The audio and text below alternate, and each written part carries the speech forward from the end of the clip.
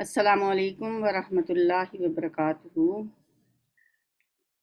نحمدہ الحمد للہ نحمدہ ونستعینہ ونستغفرہ ونؤمن بہ ونتوکل علیہ ونعوذ باللہ من شرور انفسنا ومن سیئات اعمالنا من یہدہ اللہ فلا مضل لہ ومن یضللہ فلا ہادی لہ واشہد ان لا الہ الا اللہ وحدہ لا شریک لہ واشہد ان محمدا عبدہ ورسولہ اما بعد فإن خیر الحدیث کتاب اللہ وخیر الہدی ہدی محمد صلی اللہ علیہ وسلم وشر الامور محدثاتها وکل محدثۃ بدعہ وکل بدعۃ ضلالہ وکل ضلالۃ فی النار۔ اعوذ باللہ السمیع العلیم من الشیطان الرجیم من حمزہ ونفخہ ونفثہ۔ بسم اللہ الرحمن الرحیم۔ رب اشرح لی صدری ویسر لی امری واحلل عقدۃ من لسانی یفقہوا قولی۔ اللہم صلی وسلم علی نبینا محمد۔ سورہ محمد صلی اللہ علیہ وآلہ وسلم، نبی صلی اللہ علیہ وآلہ وسلم کے نام سے یہ سورت 26ویں پارے میں پائی جاتی ہے۔ موضوع اس سورت کا جہاد و قتال ہے۔ اس میں 38 آیات اور 4 رکوع ہیں۔ نبی صلی اللہ علیہ وآلہ وسلم کا اس میں گرامی قرآن حکیم میں اور بھی جگہوں پہ آیا ہے، آل عمران میں، سورہ احزاب میں، سورہ فتح میں اور سورہ محمد میں۔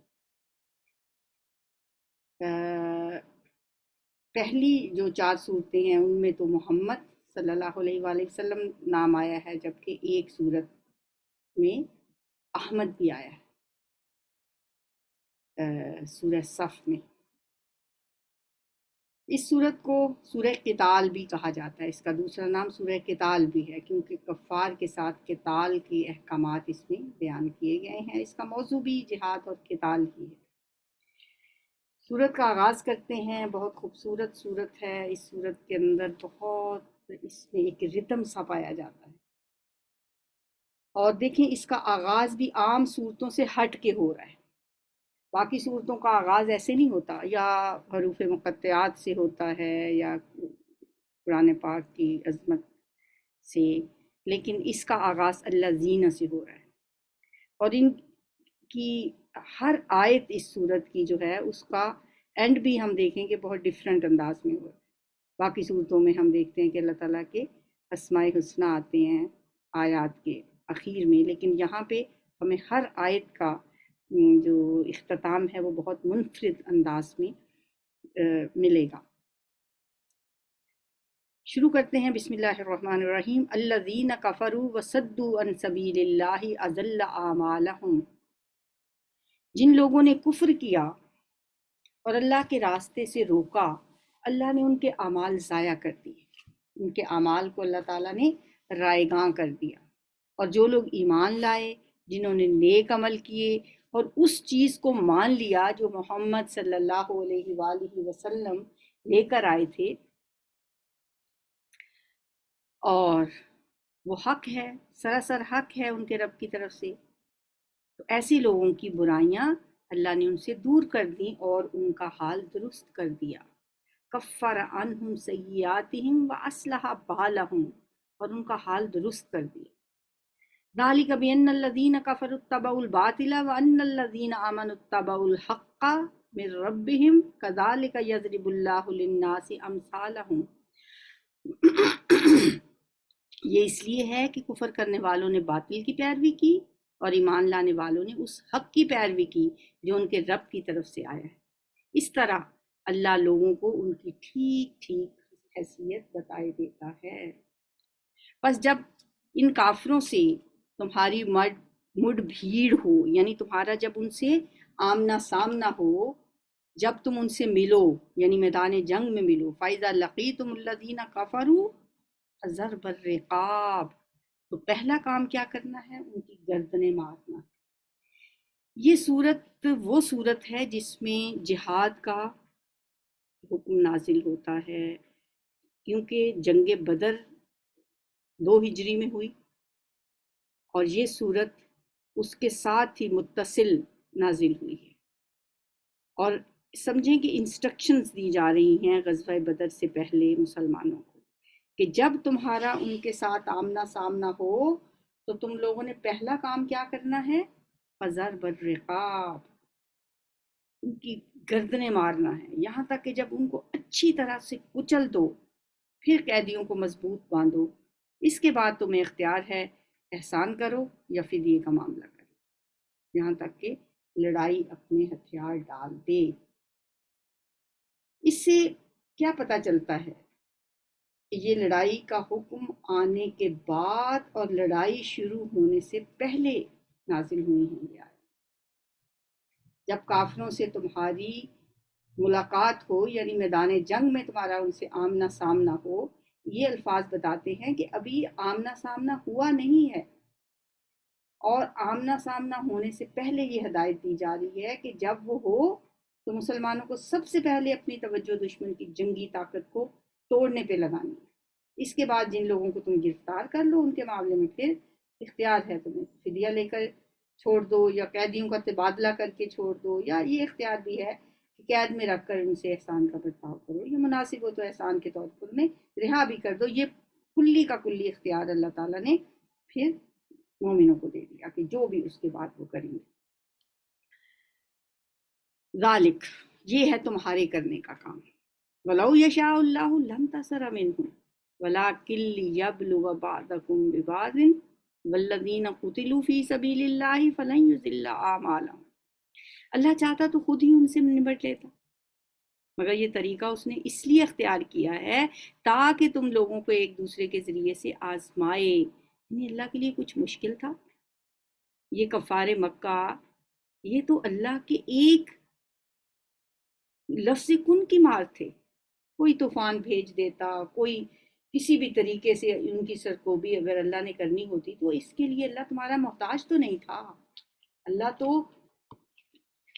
کسی بھی طریقے سے کوئی زلزلہ آ جاتا، کوئی طوفان آ جاتا، لیکن اللہ کے پیش نظر تو یہ ہے کہ انسانوں میں سے جو حق پرست ہیں وہ باطل سے ٹکرائیں اور ان کے مقابلے میں جہاد کریں، تاکہ جس کے اندر جو کچھ اوصاف ہیں وہ اس امتحان میں نکھر کر پوری طرح نمایاں ہو جائے، اور ہر ایک اپنے کردار کے لحاظ سے جس مقام اور جس مرتبے کا مستحق ہے اس کو وہ دیا جائے، ورنہ اللہ کے لیے کچھ مشکل نہیں تھا۔ لو یشاء اللہ لانتصر منہم، اگر اللہ چاہتا تو خود ہی ان سے نپٹ لیتا، لیکن وہ تم لوگوں کو ایک دوسرے کے ذریعے سے آزمانا چاہتا ہے، اور جو لوگ اللہ کی راہ میں مارے جائیں گے اللہ ان کے اعمال ضائع نہیں کرے گا، لن یضل اعمالہم، ان کی رہنمائی فرمائے گا، سیہدیہم، یہ رہنمائی فرمانا کیا ہے؟ جنت کے رستے کی طرف ان کی رہنمائی کرے، انہیں جنت کا رستہ دکھائے گا، جیسے وہ جنت پہنچ کے کہیں گے نا الحمدللہ الذی ہدانا لہذا، اللہ نے ہمیں یہ رستہ دکھایا، تو یہاں اللہ فرمانے ہیں سیہدیہم، ان قریب اللہ ان کی رہنمائی فرمائے گا، وَيُصْلِحُ بَالَهُمْ، اور ان کا حال درست کر دے گا، اور ان کو اس جنت میں داخل کرے گا جس سے وہ ان کو واقف کرا چکا ہے، وَيُدْخِلُهُمُ الْجَنَّةَ عَرَّفَهَا لَهُمْ۔ عرفان کیا ہوتا ہے؟ پہچان، اور جنت مومن کی جانی پہچانی چیز ہے، روایات میں آتا ہے کہ مومن اپنے جنت کے گھر کو ایسے پہچانتا ہے، ایسے پہچانے گا جیسے دنیا کے گھر کو پہچانتا تھا نا، اس سے بھی بڑھ کے اپنے جنت کے گھر، جنت مومن کی جانی پہچانی چیز ہوگی۔ عرفہا لہم، اس جنت سے وہ انہیں واقف کرا چکا ہے، اس کا تعارف کرا چکا ہے۔ دیکھیں جنت کیسے اللہ تعالیٰ نے کھول کھول کے قرآن میں بیان کی ہے، کتنی آیات ہم پڑھتے ہیں جنت کے بارے میں، ایسے لگتا ہے کہ ہماری آنکھوں کے سامنے آ گئی ہے جنت۔ یا ایھا الذین آمنوا ان تنصروا اللہ ینصرکم ویثبت اقدامکم، اے ایمان والو اگر تم اللہ کی مدد کرو گے تو وہ تمہاری مدد کرے گا اور تمہارے قدم جما دے گا۔ کیا اللہ کو بھی مسلمانوں کی مدد کی ضرورت ہوتی؟ اللہ کی مدد کرنے سے مراد ہے اللہ کا کلمہ بلند کرنا اور حق کو سر بلند کرنے کے لیے اپنا حصہ، اپنے حصے کا کام کرنا جس قدر ہو سکے۔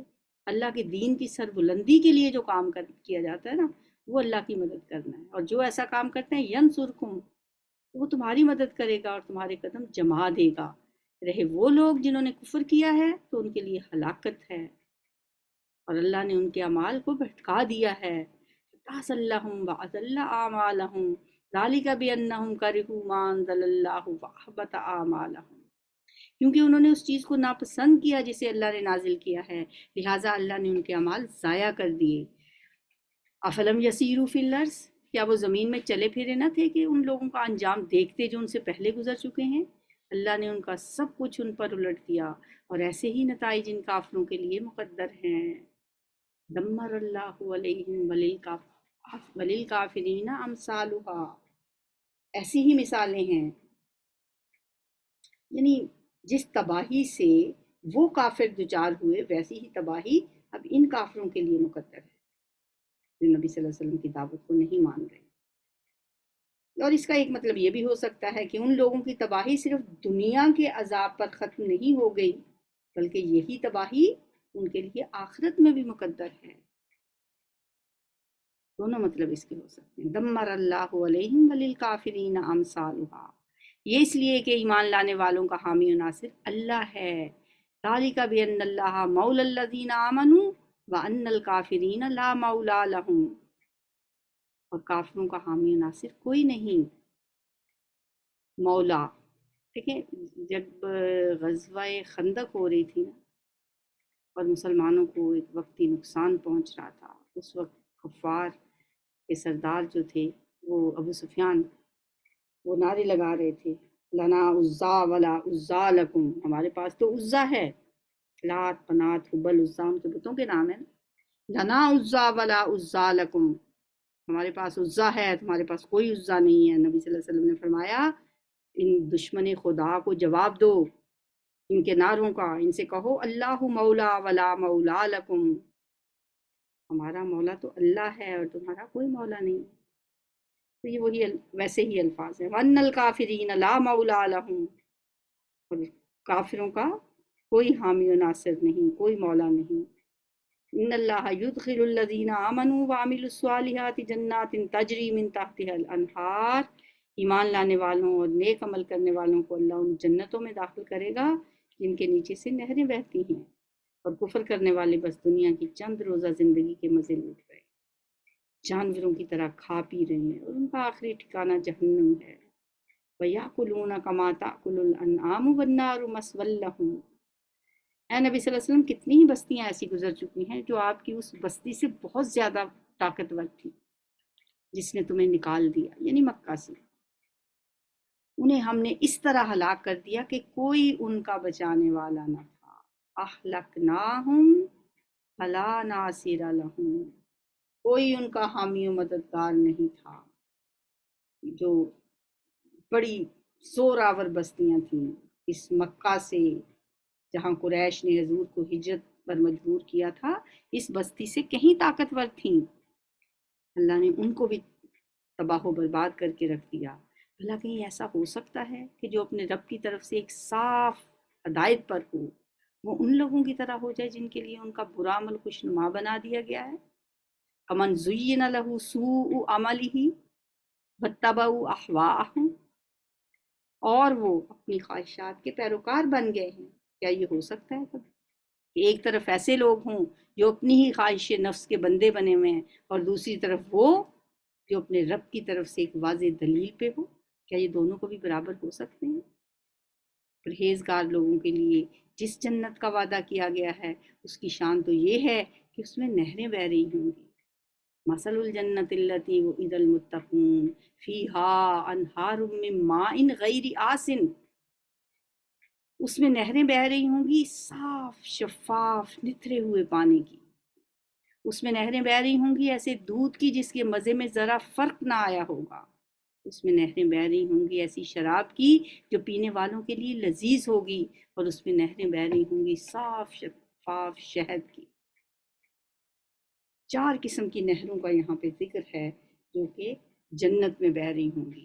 یہ وہ شہد نہیں ہوگا جو مکھیوں سے بنایا جاتا ہے، اور نہ وہ دودھ ہوگا جو ہم بھینسوں کا دودھ دھو کے لاتے ہیں، نہ شراب وہ ہوگی جو پھلوں سے کشید کی جاتی ہے، بلکہ اس سے مراد یہ ہے کہ یہ ساری چیزیں قدرتی چشموں کی شکل میں بہہ رہی ہیں۔ حدیث میں اس کی تشریح آئی ہے کہ یہ قدرتی چشمے ہوں گے، پانی کے، دودھ کے، شہد کے، شراب کے، سبحان اللہ۔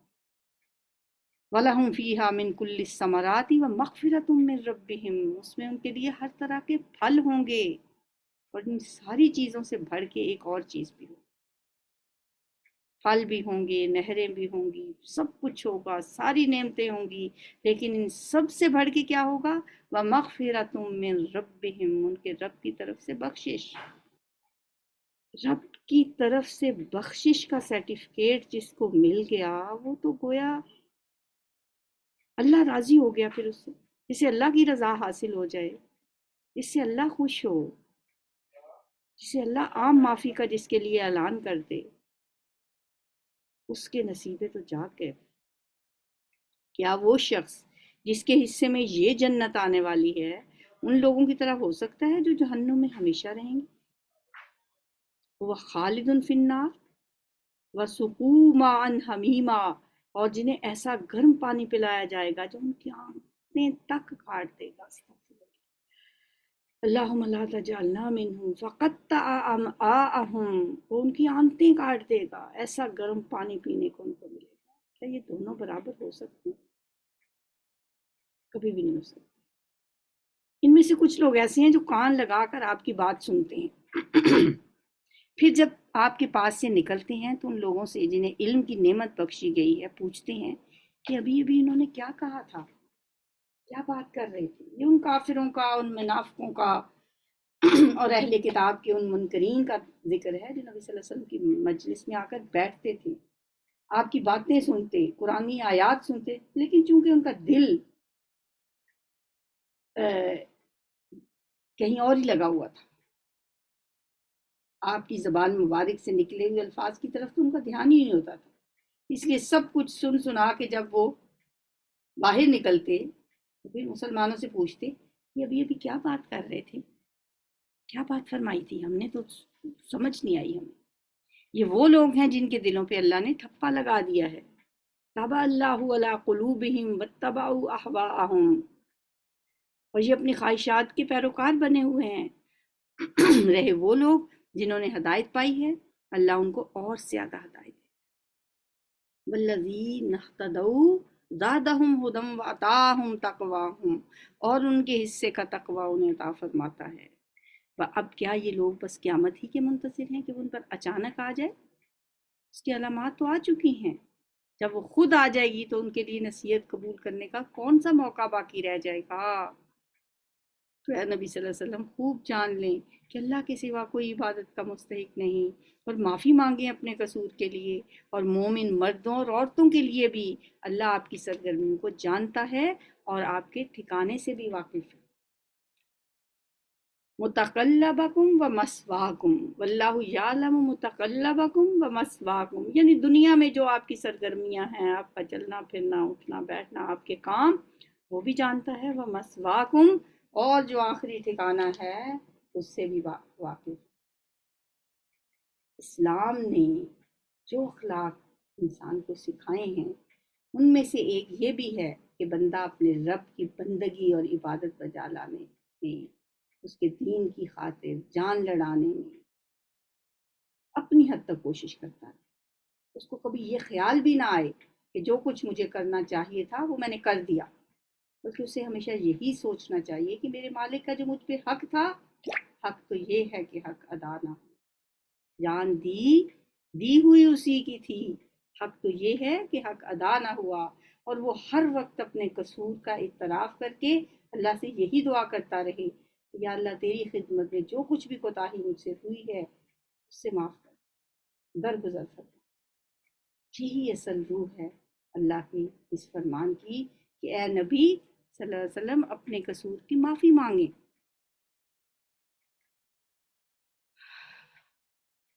جو لوگ ایمان لائے وہ کہہ رہے تھے کہ کوئی صورت کیوں نازل نہیں، وَيَقُولُ الَّذِينَ آمَنُوا لولا نزلت سورت، یہاں سورت سے کیا مراد ہے؟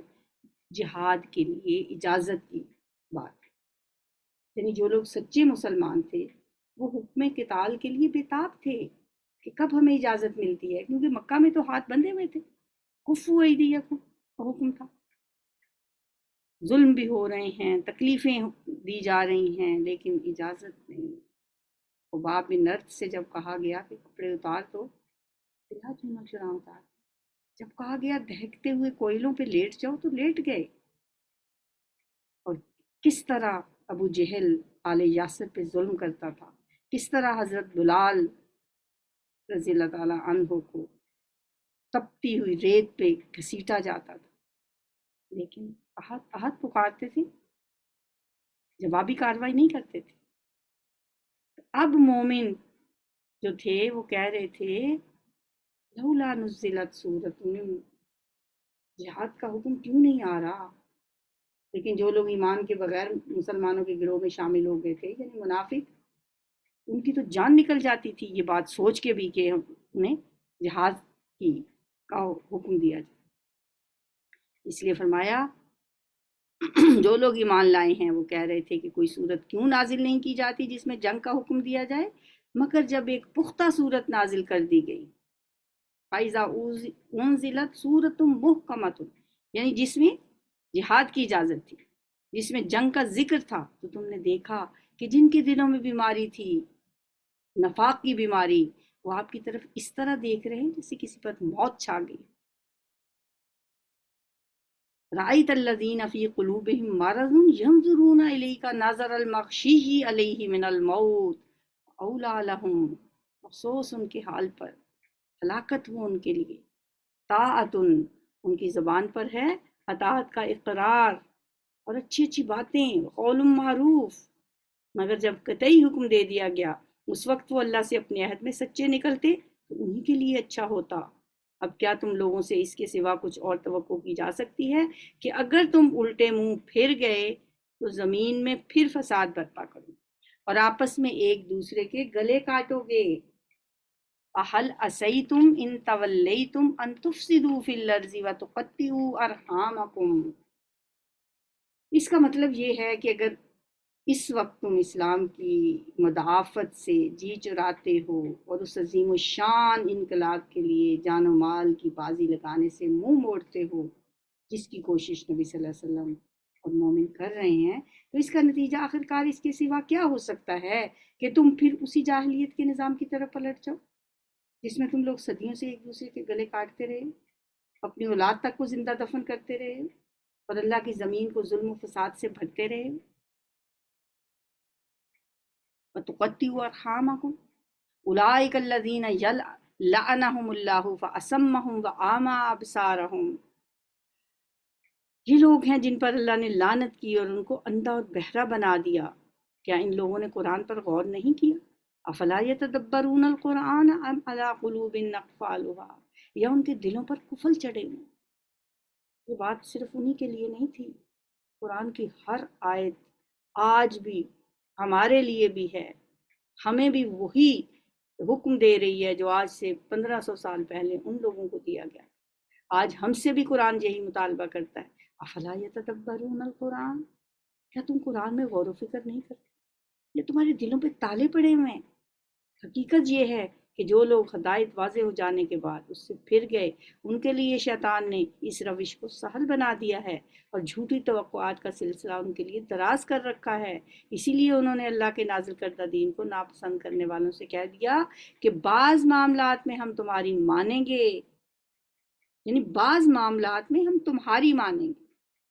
ان کو کہہ دیا دشمنان اسلام کو، ایمان کا اقرار کرنے اور مسلمانوں کے گروہ میں شامل ہونے کے باوجود اندر ہی اندر دشمنوں کے ساتھ ساز باز کرتے رہتے، ان سے وعدے کرتے رہتے ہیں کہ بعض معاملات میں ہم تمہارا ساتھ دیں گے، سنطیعکم فی بعض الامر واللہ یعلم اسرارہم، اللہ ان کی ساری خفیہ باتوں کو خوب جانتا ہے۔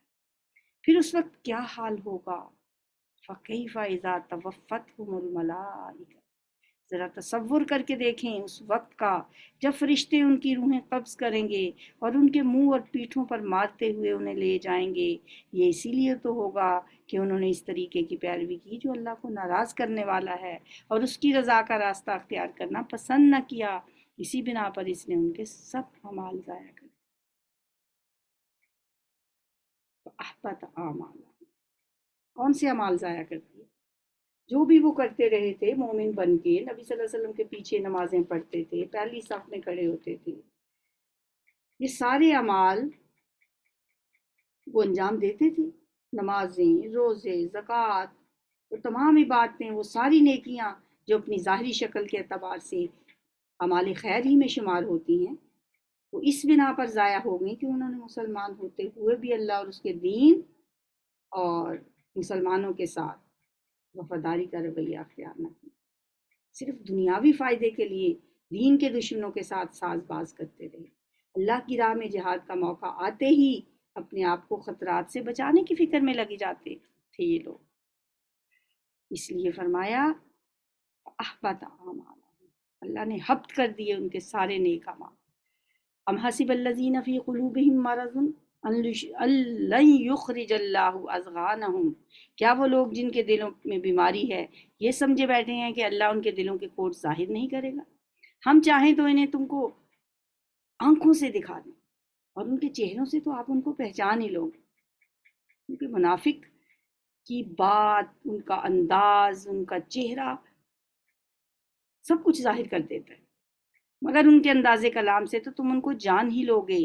اللہ تم سب کے اعمال سے خوب واقف ہے، ہم ضرور تم لوگوں کو آزمائش میں ڈالیں گے تاکہ تمہارے حالات کی جانچ کریں اور دیکھ لیں کہ تم میں مجاہد اور ثابت قدم کون ہے۔ حتیٰ نعلم المجاہدین منکم والصابرین ونبلو اخبارکم، جن لوگوں نے کفر کیا اور اللہ کی راہ سے روکا اور رسول سے جھگڑا کیا جبکہ ان پر راہ راست واضح ہو چکی تھی، در حقیقت وہ اللہ کا کوئی نقصان بھی نہیں کر سکتے بلکہ اللہ ہی ان کا سب کیا کرایا خارج کر دے گا۔ وَسَيُحْبِطُ أَعْمَالَهُمْ، اے لوگو جو ایمان لائے ہو، اللہ کی اطاعت کرو اور رسول کی اطاعت کرو اور اپنے اعمال کو برباد نہ کر لو۔ وَلَا تُبْطِلُوا أَعْمَالَكُمْ، اعمال کے نتیجہ خیز ہونے کا سارا انحصار اللہ اور اس کے رسول کی اطاعت پر ہوتا ہے، اور جو شخص اللہ اور رسول کی اطاعت سے پھر جائے پھر اس کا کوئی بھی عمل خیر نہیں رہتا کہ انسان اس سے کسی اجر کی امید رکھے۔ کفر کرنے والوں اور اللہ کے راستے سے روکنے والوں اور مرتے دم تک کفر پہ جمے رہنے والوں کو تو اللہ ہرگز معاف نہیں کرے گا۔ بس تم کمزور نہ بنو، بودے نہ بنو، فلا تہنوا وتدعوا الی السلم، اور صلح کی درخواست بھی نہ کرو، وانتم الاعلون، اور تم ہی غالب رہنے والے ہو، اللہ تمہارے ساتھ ہے، تمہارے اعمال کو وہ ہرگز ضائع نہیں کرے گا۔ یہ بات ذہن میں رہنی چاہیے کہ یہ ارشاد اس وقت ہو رہا ہے جب صرف مدینے کی چھوٹی سی بستی میں چند سو مہاجرین اور انصار کی ایک چھوٹی سی جماعت اسلام کی علمبردار بنی ہوئی تھی، اور اس کا مقابلہ صرف قریش کے طاقتور قبیلے ہی سے نہیں تھا بلکہ پورے ملک کے عرب اور عرب کے سارے مشرکین اور کفار سے تھا۔ اس حالت میں فرمایا جا رہا ہے کہ ہمت ہار کر ان دشمنوں سے صلح کی درخواست نہ کرنا بلکہ سر دھڑ کی بازی لگانے کے لیے ہر وقت تیار رہنا، اور ساتھ ساتھ یہ بھی بتایا جا رہا ہے وَأَنْتُمُ الْأَعْلَوْنَ، غالب تم ہی رہو گے، اللہ تمہارے ساتھ ہے اور تمہارے اعمال کو وہ ضائع نہیں کرے گا۔ یہ دنیا کی زندگی تو کھیل اور تماشا ہے، اگر تم ایمان رکھو اور تقوی کی روش پر چلتے رہو تو اللہ تمہارے اجر تمہیں دے گا اور تمہارے مال تم سے نہیں مانگے گا۔ اگر کہیں وہ تمہارے مال تم سے مانگ لے اور سب کے سب تم سے طلب کر لے کیا ہوگا؟ تم بخل کرو گے، کبھی بھی نہیں دو گے، اور وہ تمہارے کھوٹ ابھار لائے گا۔ دیکھو تم لوگوں کو دعوت دی جا رہی ہے کہ اللہ کی راہ میں مال خرچ کرو، اس پر تم میں سے کچھ لوگ ہیں جو بخل کر رہے ہیں، حالانکہ جو بخل کرتا ہے وہ دراصل اپنے آپ ہی سے بخل کر رہا ہے۔ اللہ تو غنی ہے، تم ہی اس کے محتاج ہو، اگر تم منہ موڑو گے تو اللہ تمہاری جگہ کسی اور قوم کو لے آئے گا۔ सुम्मा ला यकूनु अमसालकुम, फिर वो तुम्हारे जैसे नहीं होंगे। जिनको अल्लाह लाएगा वो फिर तुम्हारे जैसे नहीं होंगे। अब देखें कि सूरत का इख्तिताम बिल्कुल ऐसे ही हो रहा है, एक अनयूजुअल से अंदाज में। आगे है सूरतुल फतह। सूरह फतह जो है सुलह हुदैबिया के बाद नाज़िल हुई। सुलह हुदैबिया होती है 6 हिजरी में, 2 में बदर हुई, 3 में उहद हुई, 5 में खंदक हुई। 6 हिजरी में नबी सल्लल्लाहु अलैहि वसल्लम ने एक ख्वाब देखा और ख्वाब में आपने देखा कि वो मक्का में दाखिल हो रहे हैं और बैतुल्लाह का तवाफ़ कर रहे हैं। 6 साल से मक्का में दोबारा आपका दाखिला नहीं हुआ था। जब आपने सहाबा के सामने ये ख्वाब बयान किया तो उन्हें बेहद खुशी हुई, क्योंकि वो जानते थे कि नबी का ख्वाब सच्चा होता है। लिहाजा उम्रे की नीयत से आप तकरीबन 1400 सहाबा को साथ लेकर मदीना से रवाना हुए। जब आप मक्का और मदीना के दरमियान पहुँचे तो आपको इत्तला मिली कि मक्का वाले आपको जो है वो दाखिल नहीं होने देंगे मक्का में, बल्कि वो बाकायदा जंग की तैयारी कर रहे हैं।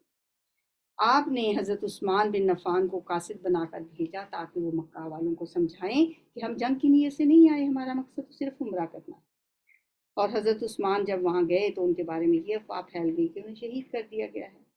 इस पर आपने हज़रत उस्मान की शहादत का बदला लेने के लिए अपने सहाब से, अपने साथियों से एक दरख्त के नीचे बैठकर एक बैत ली कि वो हज़रत उस्मान की शहादत का बदला लिए बगैर नहीं जाएंगे। इस बैत को बैत रिजवान भी कहा जाता है, क्योंकि अल्लाह ताला ने फरमाया कि मैं इन सब से राज़ी हो गया जिन्होंने ये बैत की। बाद में हज़रत उस्मान के बारे में ये अफवाह झूठी साबित हुई। फिर मुज़ाकरात का सिलसिला शुरू हुआ। कुरैश की तरफ से सुहेल बिन अमर आए, बातचीत हुई, मुआहिदा हो गया, सुलह हो गई और दोनों फ़रीक इस बात पे राज़ी हो गए कि 10 साल तक आपस में अब वो अमन व अमान से रहेंगे और जंग नहीं करेंगे। और भी कुछ शराइत ऐसी थीं जो बज़ाहिर मुसलमानों की जिनसे कमज़ोरी साबित होती थी, लेकिन अल्लाह ताला ने इस सुलह को फ़तह मुबीन करार दिया। इस सुलह का फ़तह मुबीन होना इस वक्त बाज़ मुसलमानों की समझ में नहीं आ रहा था। उन्हें लग रहा था कि ये कहाँ से फ़तह है, तो ये तो हमने बहुत झुक के सुलह की है। यहाँ तक कि हज़रत उमर रज़ी अल्लाह ताला अन्हु नबी सल्लल्लाहु अलैहि वसल्लम से कहने लगे, या रसूलल्लाह, क्या आप अल्लाह के सच्चे रसूल नहीं हैं? क्या इस्लाम सच्चा दीन नहीं है? तो हम इतना झुक के सुलह क्यों कर रहे हैं?